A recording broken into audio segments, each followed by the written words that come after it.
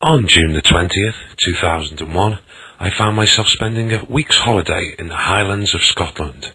Now Scotland, excuse me, this map is absolutely dreadful, and I normally take great pride in the accuracy and presentation of my maps. I mean, honestly, look at the fonts chosen. This is not a menu found in a cheap French restaurant. It is meant to be a concise way of presenting important information relevant to this story. Unfortunately, my usual cartographer, Simon Tench, a part-time Elvis Presley impersonator and keen amateur wrestler, was recently jailed for 8 years for his part in an international heroin smuggling operation based in Torquay, a small resort situated in South Devon, England.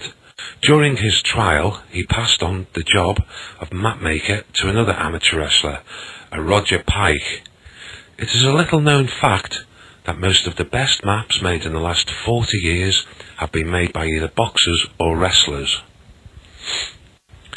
Anyway, on my first day, after a pleasant 9-mile hike, I returned to my caravan for a relaxing evening of calm and solitude under the stars around my campfire. Drawn like a moth to the light, a figure appeared out of the darkness. He was dressed in a selection of New Age clothing and introduced himself as the reincarnation of the ancient warrior, the Mead.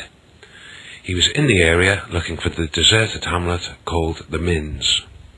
Now, the Mead of the Minns lectured me on the evils of capitalism, the threat of globalization by huge multinational corporations, and how he had rejected all aspects of modern society and lived a very simple lifestyle in a nearby cave.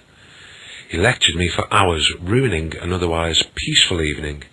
Later, he sensed the stress in me and offered to give me a relaxing massage.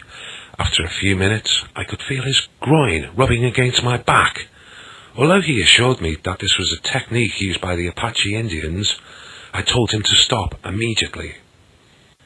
He abruptly left, and I decided to quietly follow him at a distance.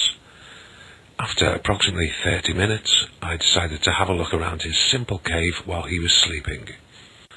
A simple life, eh? I noticed something on the table in front of the computer.